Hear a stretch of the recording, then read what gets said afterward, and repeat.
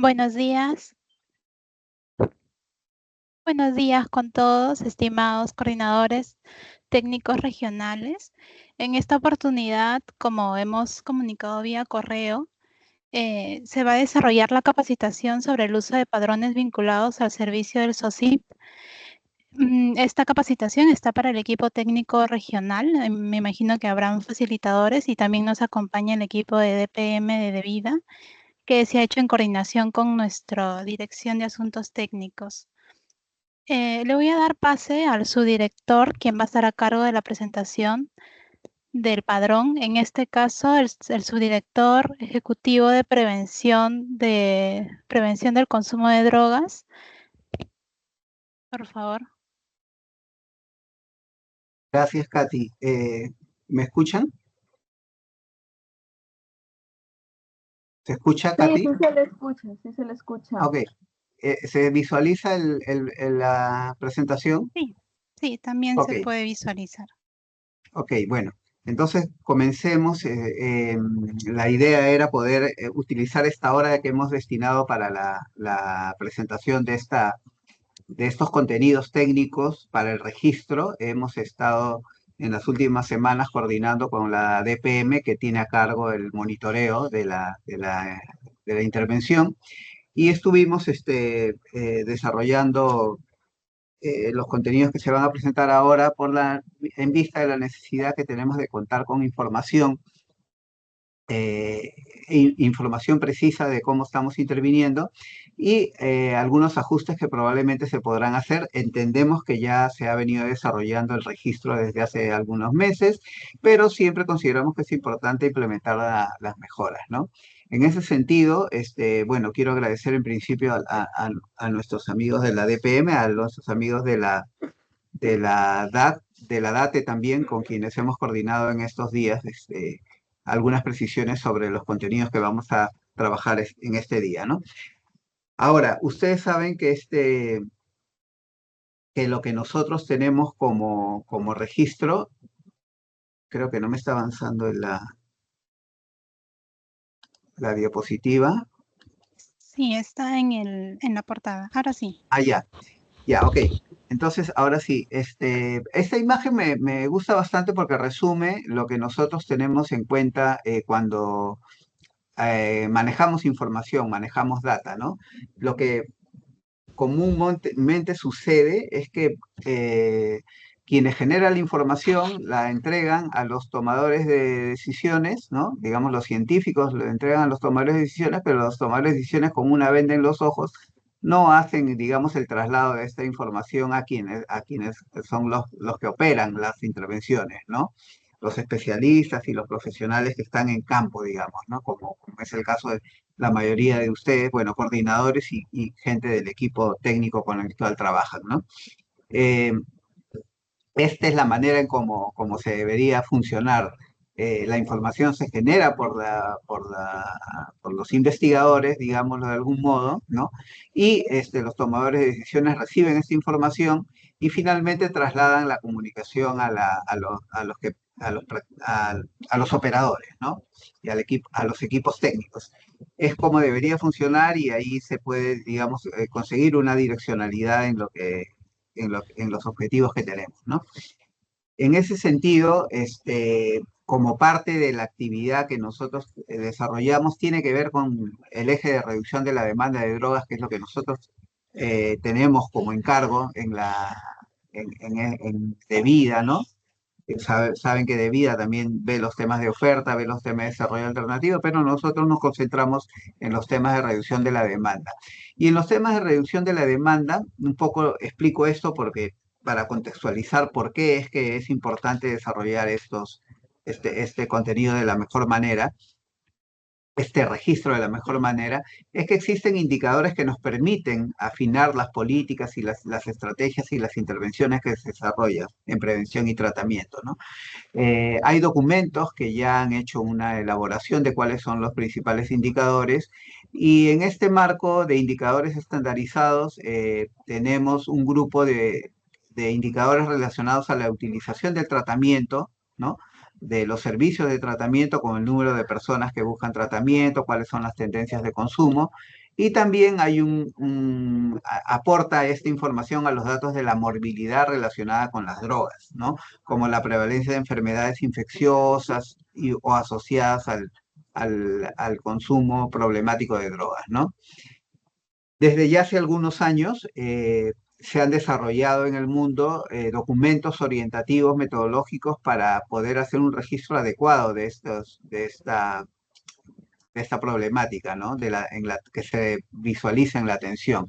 Hay, por ejemplo, un documento orientador para la medición de demanda de tratamientos generado por el Programa Mundial de Evaluación del Uso Indebido de Drogas, ¿no? Cabe resaltar que yo voy a compartir con los coordinadores los documentos, estos documentos en PDF, los que voy a mencionar, para que los tengan ustedes como respaldo de, si quieren profundizar en alguno de los temas, porque esta es una mirada más bien panorámica, ¿no?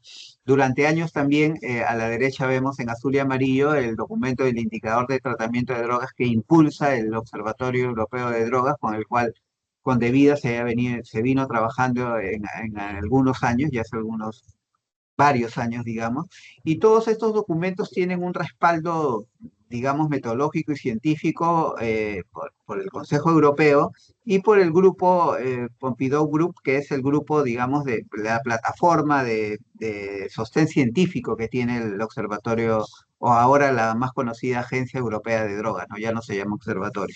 Entonces, hay todo un desarrollo metodológico y teórico que se ha desarrollado cuando se trabaja estos temas, ¿no?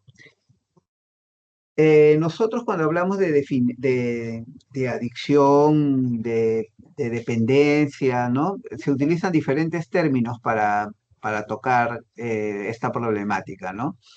Abuso, consumo perjudicial, consumo problemático, son diferentes términos que se utilizan alternativamente, algunos para referirse a lo mismo, pero no es exactamente lo mismo, ¿no? Hay conceptos ya, digamos, estandarizados que se manejan y que para eso se han desarrollado criterios clínicos, ¿no? Que nos permiten hacer un diagnóstico, ¿no? Un diagnóstico es pues una manera de identificar un proceso, el proceso de una enfermedad. Consiste también en hacer una exploración física y psicológica, más psicológica en nuestro caso, ¿no? Aunque también física, ¿no? Un diagnóstico clínico también implica análisis, evaluaciones que nosotros también podemos desarrollar cuando hacemos nuestras intervenciones. Y finalmente hay que tener en claro que un diagnóstico clínico tiene como objetivo principal dar el tratamiento adecuado a las personas, ¿no? La definición más comúnmente aceptada que tenemos sobre adicción y para eso nos vamos a referir a la Organización Mundial de la Salud es un estado psíquico, ¿no? Yo le he puesto en rojo la palabra psíquico porque esto es muy importante, a veces físico, ¿no? No necesariamente físico, de la interacción persona-droga, caracterizado por conductas de compulsión. Compulsión también es una palabra clara acá, clave, se hace referencia a que la persona probablemente no tiene un dominio o control de la situación, que es una forma continua, que se desarrolla durante una forma continua o periódica, digamos, de algún modo, no es algo aislado, ¿no? Sino es una conducta, digamos, más o menos permanente, y con el objeto de experimentar cambios que en el caso de las drogas es experimentar, digamos, el efecto psicoactivo que desarrolla la molécula que se consume, ¿no? Que se ingiere y que va a afectar al sistema nervioso central, principalmente al cerebro, para producir sus efectos que generalmente son placenteros, ¿no? Ojo, estamos diciendo generalmente placenteros porque casi todas las drogas actúan sobre el sistema del placer, no todas, ¿no? Pero ya de repente hay tiempo para detallar un poco esa parte. Y luego también, también podría ser el objetivo del consumo para evitar el displacer por la no presencia de la sustancia, ¿no? Por la falta de la sustancia. Y esto se da cuando la persona ya se ha instalado un proceso de adicción propiamente dicho, que involucra un síndrome de abstinencia. En ese sentido, eh, vamos a ir a avanzar. Ahí está. Tenemos nosotros entonces criterios objetivos y criterios subjetivos para establecer un diagnóstico, ¿no? Normalmente, por ejemplo, un criterio objetivo para establecer la diabetes, por ejemplo, es un nivel de glucemia como el que estamos viendo acá, ¿no? Mayor a 200 miligramos por decilitro de sangre de glucemia en plasma. Estamos hablando de que la persona, sin muchas dudas, tiene un tipo de diabetes. Del mismo modo, la hipertensión arterial está catalogada por un nivel mayor a 140 sobre 90 de presión arterial, ¿no? Entonces, digamos que aquí están criterios objetivos, cuantitativos, numéricos, que se establecen mediante un análisis. Lamentablemente los diagnósticos, no solo de adicciones, sino los de salud mental en general, no son tan objetivos como los casos de ejemplos que hemos puesto acá, como la diabetes o la hipertensión arterial, sino que están definidos por una valoración clínica que evalúa situaciones, contextos, conductas, ¿no? Y en ese sentido existen dos criterios básicos en el mundo que se utilizan, que es básicamente el DSM-5 y el CIE-10. Me dirán de repente que existe el CIE-11. Sí existe el CIE-11, pero todavía no se está implementando, digamos, de manera universal. Y en nuestro país seguimos trabajando con el CIE-10, que es el sistema de clasificación oficial que lo establece el ente rector en nuestro país, que es el Ministerio de Salud, ¿no? Entonces, básicamente lo que vamos a hablar acá nos vamos a referir al CIE-10. Sin embargo, ustedes por cuenta propia podrían revisar también el DSM-5, la última versión, si es que están interesados en profundizar la información. ¿Cuáles son los criterios del CIE-10 que tiene para los trastornos asociados al uso de drogas, ¿no? Básicamente ustedes los tienen en pantalla, que es tres o más de estos criterios diagnósticos que se han presentado en los últimos 12 meses. Y es básicamente un deseo intenso o vivencia de una compulsión a consumir, como lo hemos señalado. La compulsión habla del tema de que la persona no puede evitar, digamos, el consumo o le cuesta evitar, ¿no? También hablamos de una disminución de la capacidad para controlar el consumo, ¿no? Eh, También estaríamos hablando de un tercer síntoma, que es síntomas somáticos del síndrome de abstinencia, es decir, síntomas orgánicos en el cuerpo que se producen cuando la persona no se ha acostumbrado, digámoslo, a la presencia de la sustancia en su organismo. Y este conjunto de síntomas se denomina síndrome de abstinencia, como lo pueden ser los temblores, la sudoración, etcétera, etcétera. Dependiendo de la droga, hay una variedad de esta sintomatología e intensidad también de los síntomas. También la presencia de la tolerancia es un hecho importante, quiere decir que la persona inició comenzando una cantidad determinada que le producía el efecto, pero con el tiempo la persona ya no le basta esta cantidad de la sustancia, de la droga, y necesita ir subiendo la dosis, ¿no? Consumiendo más cantidad. Entonces, cuando sucede esto, estamos hablando de que se ha producido una tolerancia en el organismo de la persona, una tolerancia a esa sustancia en particular, ¿no?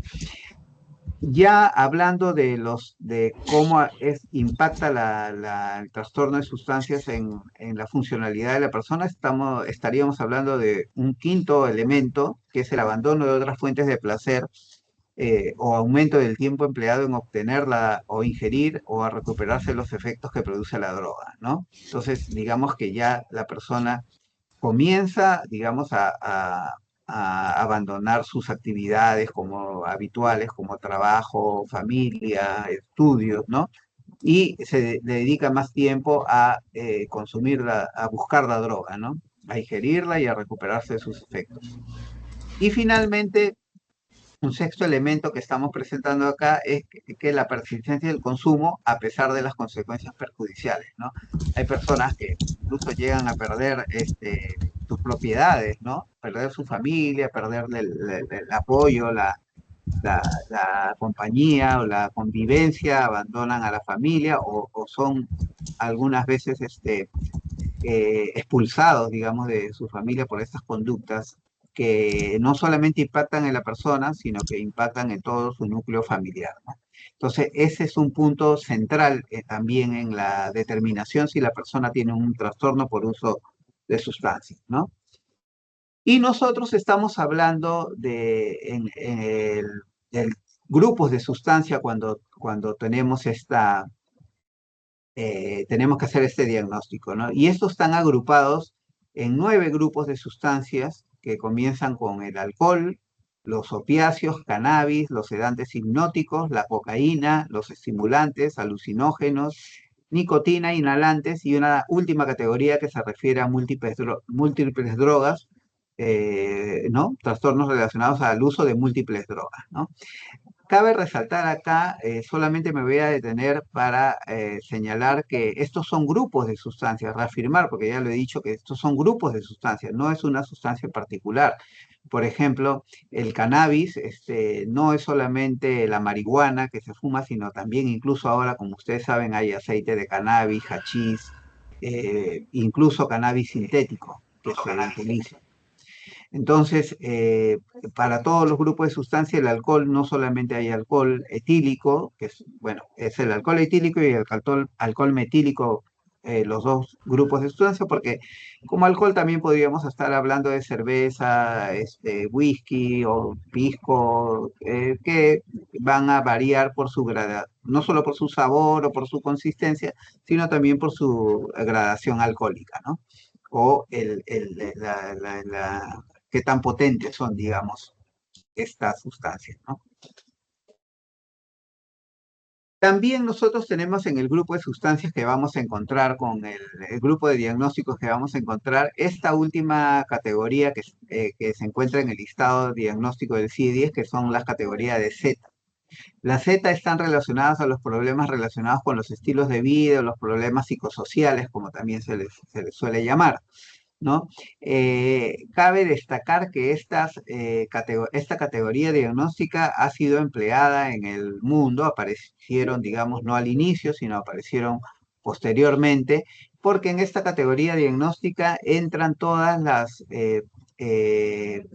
los problemas que se encuentran en los establecimientos de salud acá o en cualquier lugar del mundo y que no llegan a ser un trastorno relacionado al uso de sustancias. Es decir, no es un abuso, no es una dependencia, no es una intoxicación, ¿no? Y esto apareció porque justamente cuando muchas personas llegaron a los establecimientos de salud y se encontraban que no tenían una patología propiamente dicha, se tuvieron que agenciar de esta categoría diagnóstica para poder agrupar a los casos que en la práctica se atendían y que se daban la atención en los establecimientos, ¿no? Porque ustedes lo pueden saber mejor que yo, hay personas que llegan a los establecimientos por problemas, digamos, hasta educativos, digamos, ¿no? De problemas de educación de los hijos o problemas hasta financieros, de todo tipo en realidad. Y en este caso hay problemas que se vinculan al uso del tabaco, el alcohol u otras drogas y que están agrupados en esta categoría diagnóstica,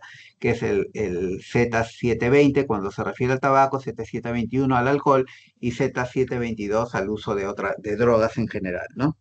Entonces, tenemos esa cuestión para definir ahí.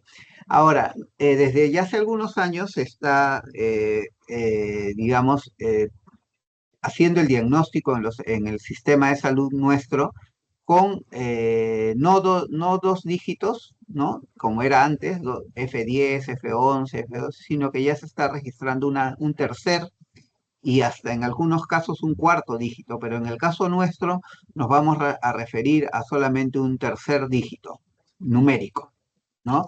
Entonces estaríamos hablando, por ejemplo, en este punto, una intoxicación aguda de alcohol sería catalogado como F100, ¿no? Una intoxicación aguda por alguna sustancia de tipo cocaínico, estaríamos hablando, por ejemplo, de F140, ¿no? Porque el que cambiaría, como ustedes pueden verlo acá, es el último dígito que va a definir diferentes formas del problema y de la sustancia. Todos los X que ven, en el segundo dígito numérico define la sustancia. Y el tercer dígito numérico refiere la variación que se puede encontrar en ese tipo de sustancias, ¿no? Que en nuestro caso estarían definidos de la siguiente manera, ¿no? 0, intoxicación aguda. 1, uso nocivo. 2, síndrome de dependencia. 3, estado de abstinencia. 4, estado de abstinencia con delirio. 5, trastorno psicótico. 6, síndrome de amnésico. 7, trastorno psicótico residual. 8, con trastornos mentales, ¿no? Trastorno por uso de alcohol, digamos, o de cannabinoides con otros trastornos mentales. Y el número 9 está definido con trastornos mentales no especificados, ¿no? Que no están previstos en el F8, en el F108, por ejemplo, ¿no?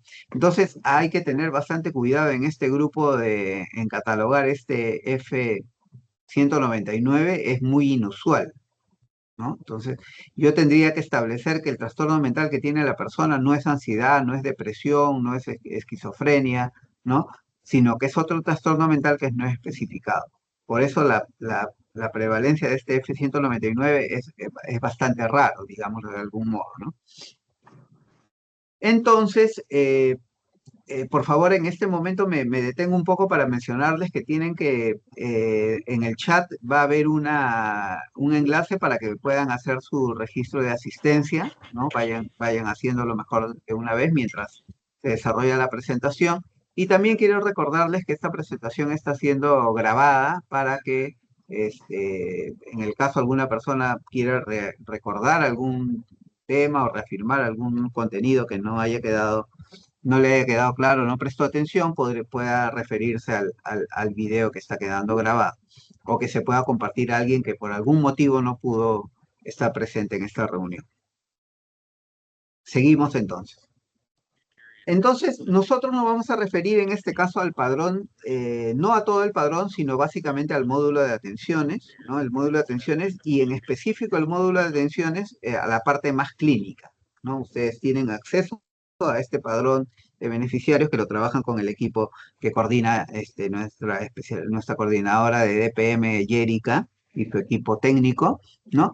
Entonces, ya ustedes han recibido las indicaciones para hacer el correcto y completo llenado de todas las variables que ustedes tienen en este padrón, que está, digamos, ya hay algunos contenidos que los tienen simplemente que seleccionar, no lo tienen que digitar.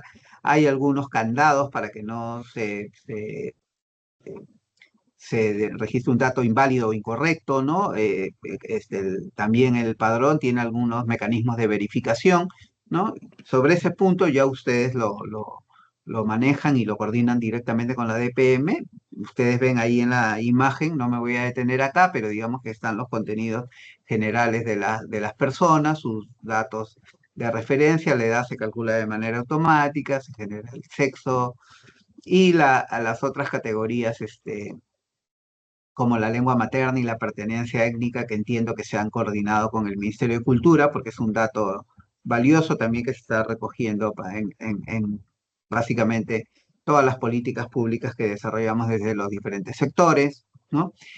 Y bueno, en esta parte ya entramos propiamente a los contenidos que me interesa darles algunas precisiones para que el registro sea llevado a cabo de manera correcta.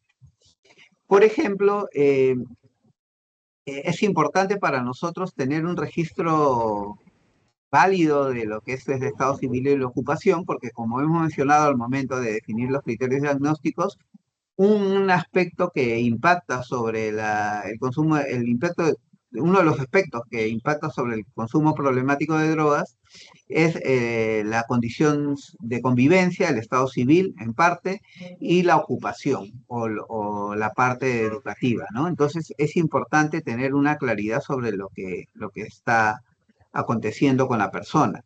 También esto nos sirve para hacer seguimiento de los casos y saber qué es de qué manera se puede revertir la situación afectada en estos casos, ¿no?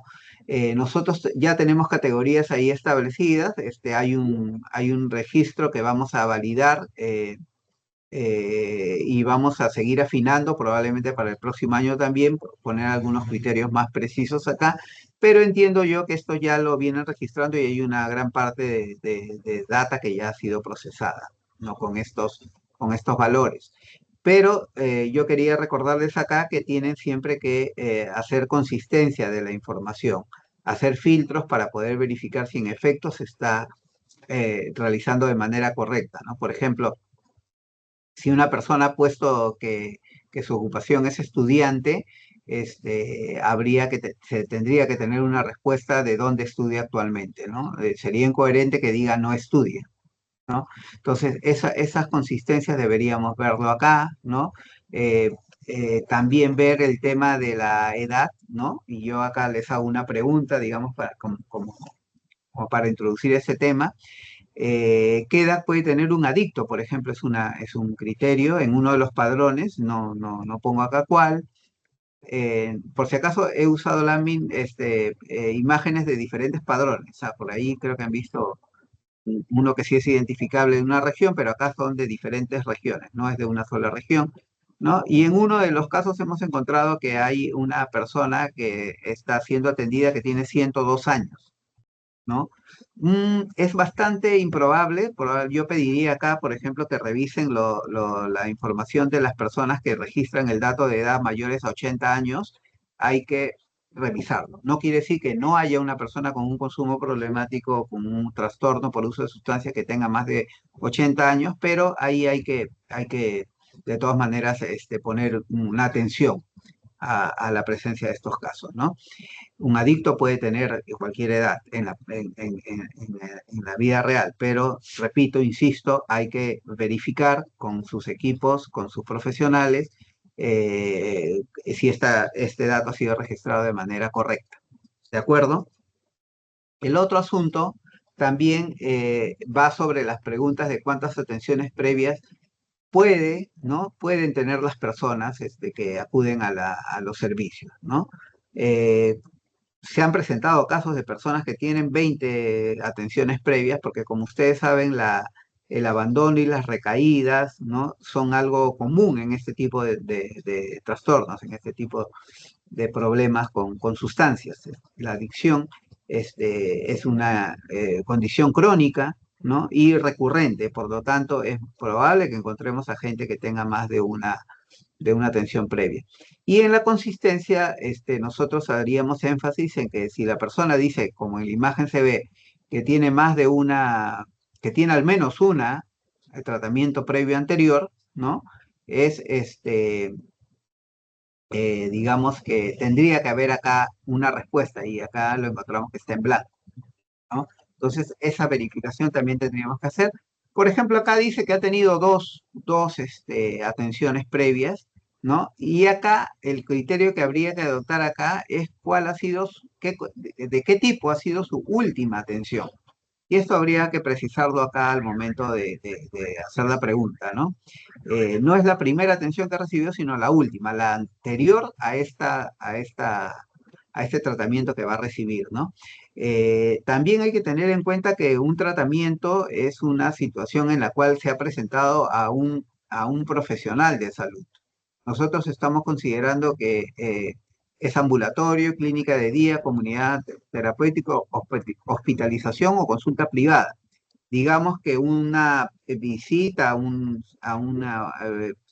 digamos, a un grupo religioso, inclusive narcóticos anónimos o alcohólicos anónimos, no está considerado como un tratamiento. Entonces, habría que poner en las observaciones que si hacen referencia a que participa de Alcohólicos Anónimos o de Narcóticos Anónimos o grupos similares, lo tendríamos que poner como observación y que en realidad no ha recibido un tratamiento, porque acá nos estamos refiriendo a los tratamientos equivalentes a lo que van a recibir en esta ocasión, que es un tratamiento profesionalizado. ¿De acuerdo? Entonces ahí estamos. Vamos a dejar unos minutos al final, por favor, para hacer algunas consultas si es que las tienen, si es que algún tema no ha quedado lo suficientemente claro.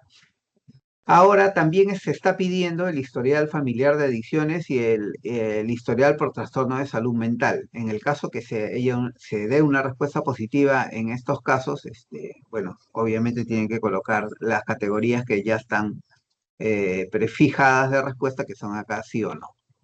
¿no? Entonces, es muy importante poner este tema de historial porque, como ustedes saben, este es un factor de riesgo para la producción de un trastorno por uso de sustancias. Y por lo tanto, nos interesa conocer ese detalle. Luego, ya pasando al tema del diagnóstico, acá una pregunta nos abre un poco a explicar ese tema, que es, por ejemplo, ¿qué diagnóstico le corresponde a una mujer de 33 años con consumo compulsivo de crack y con 13 meses de abstinencia? No sé si alguien quiere participar, dar una respuesta, si lo tiene claro.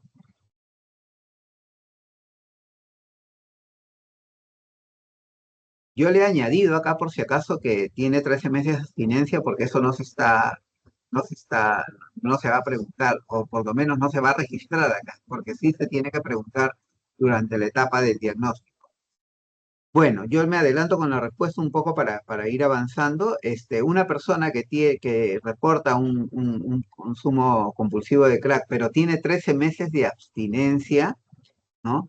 No estaría considerada como un trastorno por uso de sustancias porque hace más de 12 meses y ustedes pueden remitirse al, al CIE-10 propiamente dicho, donde dice que los síntomas se deben presentar en los últimos 12 meses. Esta persona, yo he querido exagerar acá, obviamente, ¿no? Como un elemento didáctico, estaríamos hablando de 13 meses, la persona ya no tiene un trastorno por uso de sustancias.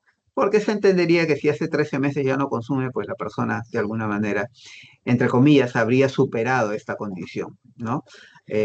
Ahora, podemos encontrar diferente casuística, pero digamos que el criterio técnicamente correcto es que la persona no tiene un diagnóstico. Igual habría que atenderle si es que hay alguna consulta sobre su condición, pero en más de un año de no consumo, lo más probable es que necesite alguna acción probablemente de refuerzo, ¿no? En este tipo de condición que se ha presentado acá como ejemplo, repito, un caso exagerado por motivos didácticos. Luego también habría que definir que, por ejemplo, acá ustedes ven que hay un F-140 que se refiere a un caso de intoxicación aguda, ¿no? Y ahí estaríamos también hablando de que una intoxicación aguda como intoxicación aguda, es probable que su diagnóstico esté más vinculado a una sala de urgencia, no a una atención ambulatoria como la que ustedes desarrollan. Por lo tanto, nosotros esperaríamos que las personas que lleguen a su consulta tengan un abuso, una dependencia o un Z721, 720 o 722, ¿no? Entonces, ahí yo pediría también que se revise. Probablemente la persona, tratando de establecer una hipótesis, esta persona llegó al establecimiento con una intoxicación aguda por cocaína, pero luego fue derivada a su consulta para que pueda ser atendida y ahí es donde se determina si es un abusador, un dependiente o es la categoría Z lo que le correspondería. Porque no necesariamente una intoxicación aguda nos llevaría a determinar que estamos hablando de un abusador o un dependiente de drogas, porque puede ser inclusive una intoxicación aguda se produce por una primera y única uso de la sustancia, ¿no? Entonces ahí hay que tener bastante cuidado en colocar las categorías diagnósticas. Yo sé que acá esta intoxicación aguda se marca automáticamente, pero digamos que está el F-140, el código acá en esta columna de la pregunta 27, es el que determina lo que va a aparecer en las columnas en verde, ¿no?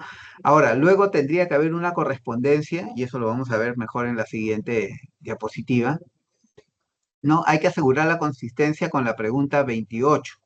¿Por qué? Porque si yo he colocado F10, todos estos F10 que aparecen acá, estaríamos hablando de alcohol. Y sin embargo, cuando nos remitimos a la pregunta 28, que es la sustancia, encontramos que hay varias. Yo he filtrado, obviamente, porque la mayoría eran alcohol, ciertamente, pero encontré que algunos decían marihuana, marihuana y cigarrillos, ¿no? Por lo tanto, esto habría que, sin duda, corregir. ¿De acuerdo? Entonces, mucho cuidado en esta parte, por favor, que presten atención a este punto. Hay otro elemento, voy a pasar mejor a esta parte para volver luego. es importante que las personas tengan claridad sobre qué son las sustancias que los usuarios de los servicios están consumiendo, ¿no? Hay una diferencia, por ejemplo, entre las drogas cocaínicas. No es lo mismo la pasta básica, el clorhidrato de cocaína, incluso el crack, ¿no? Entonces, obviamente el clorhidrato de cocaína estamos hablando una sustancia, de un polvo de cocaína que se esnifa, ¿no? Que es diferente a inhalar, ¿no? Esnifar es que se va a pegar a la mucosa nasal para ahí ingresar al torrente sanguíneo y luego al cerebro. Y la pasta básica de cocaína que se fuma, al igual que el crack, ¿no? Entonces hay que tener claridad sobre preguntar bien, claro, sin despertar tampoco la apetencia, digamos, en los pacientes que llegan en condición, en esas condiciones, eh, para definir qué tipo de sustancia está consumiendo, ¿no? Igual, este es el ejemplo en la pasta básica de cocaína, pero también en el alcohol hay que determinar si es un alcohol etílico, como lo pueden ser, ya lo dije, el alcohol, la cerveza, el pisco, el whisky, la chicha de jora, el masato, o el alcohol metílico, que es un alcohol de alta gradación alcohólica, generalmente para uso industrial o medicinal, y que algunas personas lo llegan a consumir y cuyo impacto sobre la salud es bastante fuerte, porque incluso puede producir ceguera o el riesgo de intoxicación y muerte es más grave, ¿no? Y esa es una realidad que nosotros lo tenemos en nuestro país. Así que, por ejemplo, aquí en la imagen hay una incautación de lo que es el alcohol metílico, ¿no? Encontrado en una región del país, ¿no? También en el caso de la marihuana habría que determinar si lo que se está consumiendo es marihuana eh, o alguna otra sustancia que la están fumando, ¿no? Hay también marihuana de tipo creepy, de alta potencia, ¿no? Pero digamos que todo entra en la categoría de cannabinoides, incluso lo que son cannabinoides sintéticos. Eh, por ejemplo, acá, quería también poner este ejemplo, ¿no? Un consumidor de mixto o bembos es un policonsumidor. eh, el mixto, como ustedes saben, es la combinación de pasta básica de cocaína con marihuana. Y el bembos es la combinación de clorhidrato de cocaína o polvo de cocaína con marihuana, ¿no? El mixto, obviamente que se puede fumar, ambos se pueden fumar, pero el mixto, al ser la pasta una sustancia, como lo dice su nombre, pastosa, oleosa, lípida, digámoslo, desde un punto de vista técnico se puede quemar, ¿no? Ustedes saben, por ejemplo, que en una sartén pueden poner la misma cantidad de aceite y la misma cantidad de agua en una sartén, y si le prenden el mismo nivel de fuego, el aceite va a seguir ahí mientras que el agua se va a evaporar totalmente. Es más o menos la diferencia que hay acá. En el mixto, que sería el aceite, se puede quemar y no hay problema porque la sustancia todavía se mantiene, ¿no? El consumidor al momento de fumarlo va a sentir tanto la marihuana como el clorhidrato de cocaína. En cambio, en el Bembos, que es la combinación del clorhidrato de cocaína con marihuana, al momento de quemarlo, lo más probable es que el polvo de marihuana de cocaína o clorhidrato se evapore y llegue muy poco al consumidor, ¿no? La pregunta acá es si es un policonsumidor. La respuesta breve, para hacerlo breve, es no, no es un policonsumidor. Las categorías de sustancias registrables indican que si una persona hace una mezcla de sustancias, esa es considerada como una sustancia y se categoriza como la sustancia en el grupo de sustancias de mayor poder adictivo. Por ejemplo, un mixto sería considerado como cannabinoide o como cocaína, ¿no? En este caso, si nos referimos a al criterio que les he dicho, que es la sustancia más potente, es la que determina su ubicación, estaríamos hablando de que tanto el mixto como el bembos serían F14, si es que solamente se dedica a consumir mixtos, por ejemplo, ¿no? Si se dedica a consumir cocaína por su cuenta o aparte, ¿no? Al marihuana también separado, entonces tendríamos que definir si esa categoría corresponde a esa sustancia de manera aislada, ¿no? Un ejemplo también que nos ayuda a entender bien lo que es el F19, el F19 es una categoría que se utiliza, y esa es la recomendación que se da en los criterios diagnósticos, que se utiliza cuando no es posible determinar que hay una sustancia favorita, digámoslo de algún modo, ¿no? Si es que hay una sustancia favorita, tendríamos que catalogarlo con esa categoría, o alcohol, o marihuana, o cocaína en nuestro caso, ¿no? Eh, si es que no hubiera forma de determinar que hay una sustancia favorita, recién utilizaríamos el F19. En el mundo, el F19, si bien es cierto, ha aumentado la presencia de F19 en los sistemas de información del mundo, yo estimaría que no estaría superando el 25% o el 30%. Sin embargo, he visto situaciones en las cuales superan el 50, el 60 o el 70%, lo cual llama mucho la atención. Voy a utilizar un minuto más para poner otro ejemplo, para que quede lo suficientemente claro este criterio de diagnóstico del F19. Una persona que, por ejemplo, le gusta ir al casino, ¿no? Y en el casino, como ustedes saben, les dan alcohol permanentemente para que, bueno, siga en el casino, se intoxique y siga apostando, eh, y que también lleva su cocaína y por los temas de la emoción que tiene la apuesta también por rato se retira al baño y consume cocaína, inhala, esnifa cocaína, y cuando se le pregunta cuál es la sustancia que más consume, siempre hace referencia a que es el alcohol y la cocaína. En ese sentido, uno sí rápidamente podría decir que es un F19, pero nuestra intervención no debería quedarse ahí.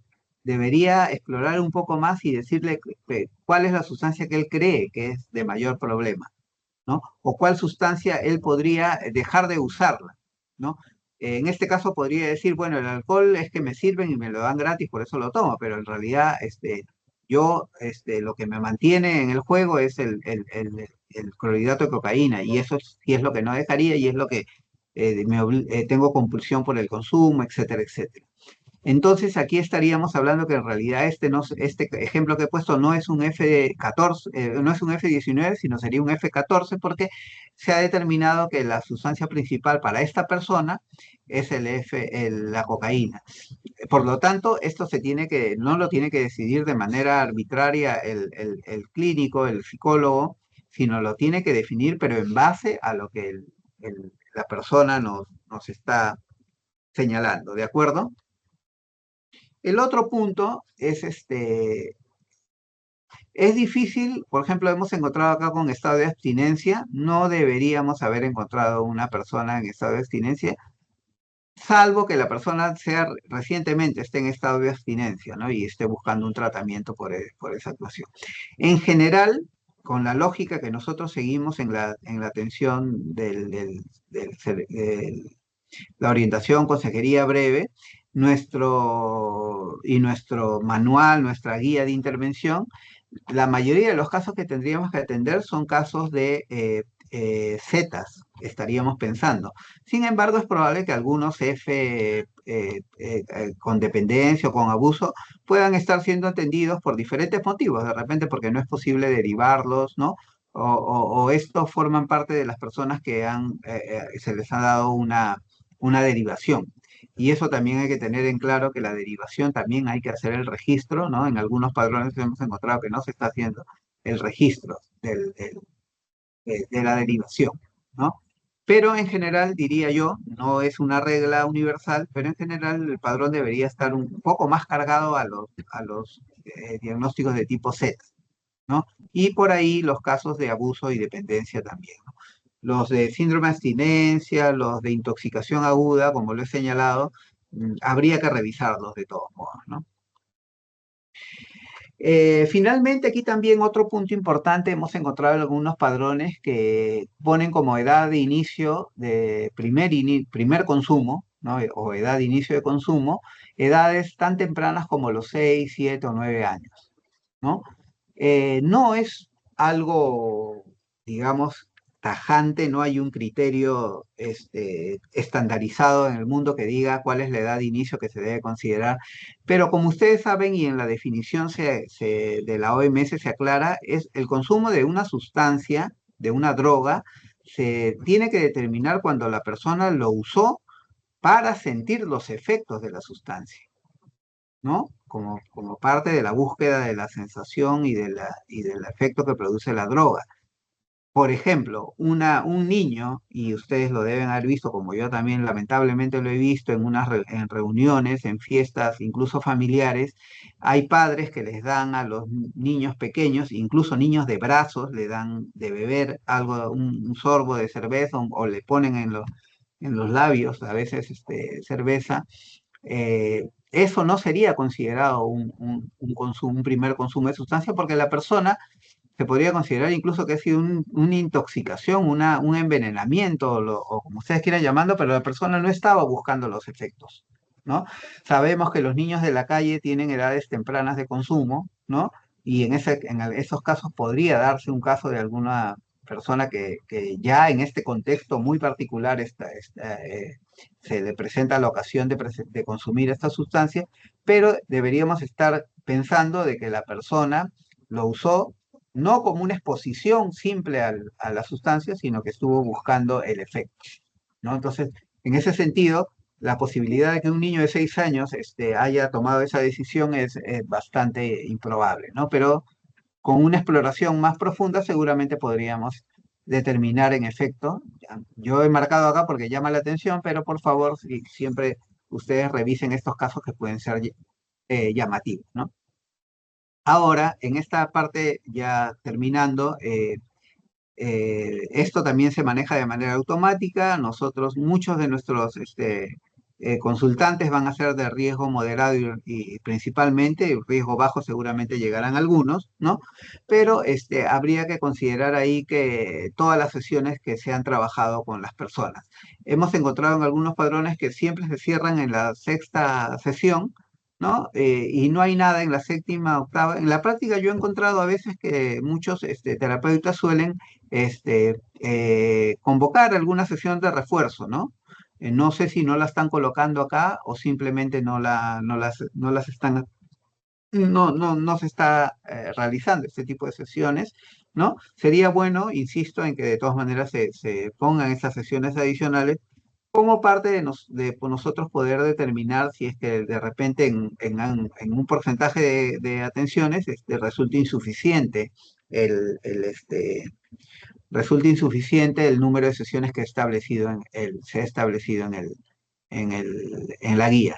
Dicho sea de paso, les anuncio que tenemos nosotros una guía especializada en adolescentes que hemos desarrollado y que se está poniendo en piloto conjuntamente con el Ministerio de Salud para que a partir del próximo año podamos usarla, esta guía específica para la atención de adolescentes en el entendido de que muchos de nuestros casos son justamente personas adolescentes. Un último punto que quería también tratar acá, bueno, acá ustedes ven pintado en rojo 20, el número 20, que es la edad 20, pero esta persona tiene 18 años. Entonces, estos tipos de alertas se van a producir cuando, por ejemplo, hay un primaria edad de inicio de consumo, cuando la persona es menor incluso que esta edad, ¿no? Tiene 18 años y acá reporta 20 años. Entonces, esta inconsistencia también tiene que revisarla antes de reportarla, ¿no? Es importante, ¿no? Eh, por ejemplo, acá pregunto, una persona que utiliza habitualmente cocaína, alcohol y marihuana, ya lo resolvimos, esta pregunta. Es importante poner acá que la pregunta 32, que si usó drogas por vía inyectable, a pesar de que sea inusual en nuestro país, este dato siempre nos piden en el cuestionario del Informe Mundial de Drogas, nos piden que respondamos a esta pregunta. Así que es importante desarrollarlo, ¿no? Hay algunas sustancias que no se pueden consumir inyectables. Por ejemplo, sería muy inusual que yo vea marihuana usada de manera inyectable o nicotina, ¿no? No es imposible porque existe un procesamiento para poder extraer las cannabinoides de manera líquida, pero como digo, es muy, muy improbable que nuestro país esté desarrollando esto, ¿no? El alcohol, por ejemplo, no es, difícilmente se podrían inyectar, ¿no? Ya y hay un trastorno mental de por medio, de repente podrían inyectarse alcohol, pero digamos que siempre hay que estar atento a ese tipo de situaciones, ¿no? También es importante ver el tema de la comorbilidad. Hay a las categorías que ya están definidas, ¿no? Y la comorbilidad en estos casos no se ha considerado solamente comorbilidad física, sino también comorbilidad psiquiátrica, ¿no? En este padrón seguramente hemos detectado que por algún motivo se ha eliminado la tuberculosis. Vamos a hacer algún ajuste ahí para poder incluirlo. Eso sería un panorama general de lo que tenemos nosotros para presentarle en esta ocasión y creo que quedan unos 5 minutos para, si es que tienen alguna pregunta, estaríamos atentos para poder resolverlos. Veo un importante número de personas que se han unido y les anuncio también que estos temas los estamos manejando directamente con la Dirección de Promoción y Monitoreo y vamos a alcanzarle los materiales de respaldo, digamos, de consulta, como el CIE 10, la lista de sustancias registrables, o si quieren profundizar más aún, el documento de la guía de orientación para generar el indicador de demanda de tratamiento, si ustedes están interesados en profundizar sobre esta temática, ¿no? Y el listado también, que seguramente ustedes lo tienen, que es el listado de categorías diagnósticas que nos alcanzó hace poco el Ministerio de Salud, la Dirección de Salud Mental, con quien hemos coordinado también los criterios, ¿no? Lo van a tener ustedes a la mano para que puedan tenerlo como material de consulta. Entonces, quedo abierto si hay alguna pregunta por el chat o de manera verbal quieren intervenir, ¿no? En los pocos minutos que nos quedan. En el chat hay una consulta A de ver, Fanny ¿puedes leerla, por Choque. favor? Dice, por favor, ¿podrías aclarar lo del primer consumo? Claro. El primer consumo es la primera vez que una persona se vincula a una sustancia, pero tendría que considerarse si la persona buscó consumir la sustancia, o sea, quería sentir los efectos de la sustancia. No fue de manera accidental. De manera accidental, como los ejemplos que he puesto, eso no se considera primer uso de la sustancia. Necesariamente, como lo define la Organización Mundial de la Salud, es por la búsqueda de los efectos. Hay otra pregunta, creo. Escucha. Sí, alzó la mano Hola, Herminia yo Franz. tengo una... Herminia, por favor. Hola, ¿qué tal? Muchas gracias, Eduardo, por tus indicaciones. Quería consultar respecto a, bueno, teníamos claridad respecto a cuándo hacer la consejería, porque yo tenía pues, una observación respecto al criterio de calificación. Perdón, no te copié En la bien. segunda pregunta te dice, ¿no? Si ha habido consumo en los últimos... No te escuché bien, Herminia. Sí, ¿me escuchas? Sí, ahora sí. ¿Ahora se me escucha? Sí, te escucho. Sí, te preguntaba, Eduardo, respecto a, no sé, bueno, no, un poco corresponde, ¿no? ¿Cuándo brindar la consejería? Porque de acuerdo a la CIS, brinda cuando se encuentra el sujeto en un riesgo bajo, pero aplicando el instrumento, uno se da cuenta que en la pregunta 2, le cuestiona si ha habido consumo en los últimos 3 meses, sin necesidad que sea problemático. Entonces, igual nos sugirieron que consideremos ese consumo de los últimos 3 meses como un caso positivo de riesgo bajo. ¿Esto es correcto? ¿Es la forma en la que estamos Sí, trabajando?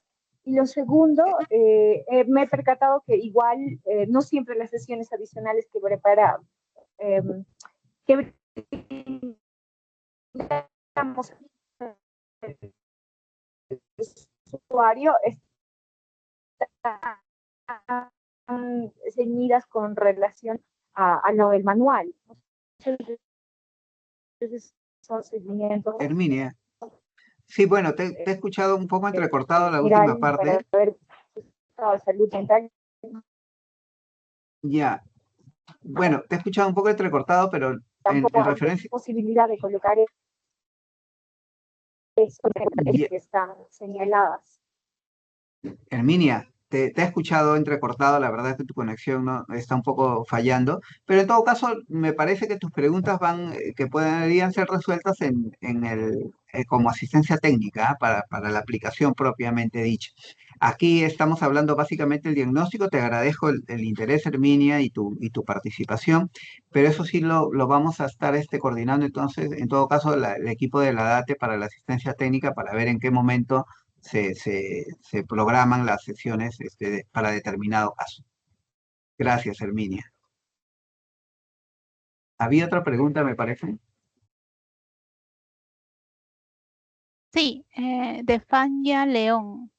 Dice, doctor, en caso que el usuario sea de nivel bajo y aumentó su consumo, ¿podemos agregarlo como moderado teniendo en cuenta que pasó un mes y en el transcurso del mismo subió su consumo? Sí, es probable que una persona en el transcurso no solamente en el transcurso de la intervención disminuya, que es lo que se espera, ¿no? Su consumo, ¿no? Podría darse el caso de que inclusive aumente su consumo como una respuesta, una reacción a la intervención, que no necesariamente está mediada por la atención del terapeuta, sino por todo su contexto, ¿no? Entonces, sí, y cabría hacer algunos ajustes. Normalmente, sabemos que nuestra intervención tiene un periodo bastante breve, ¿no? Por el número de sesiones, ¿no? Pero digamos que no está exento de que se produzcan estos cambios, ¿no?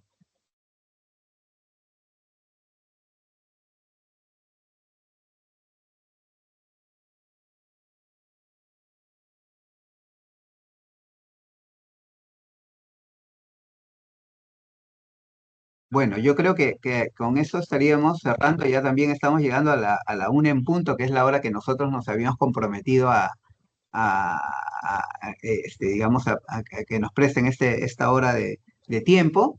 Yo les agradezco mucho su participación y su interés. Espero haber sido lo suficientemente claro, pero como repito, pues vamos a trasladarle a través de los coordinadores el material de respaldo, el material técnico en formato de PDF, y quedaríamos atentos también al seguimiento o al refuerzo de estos contenidos con el equipo de monitoreo que, como dije, está a cargo de nuestra colega Yeri, ¿no?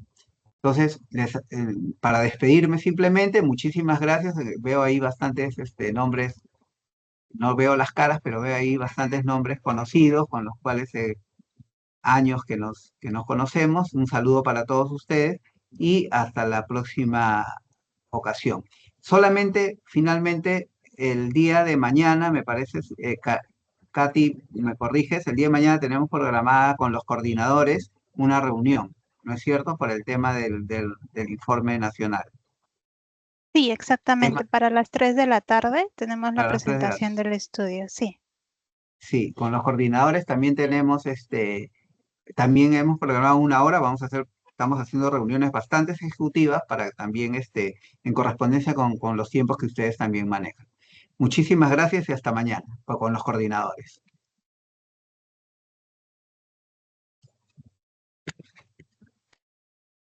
Muchas gracias. Por favor, no olvidar registrarse en el link para poder ver su participación.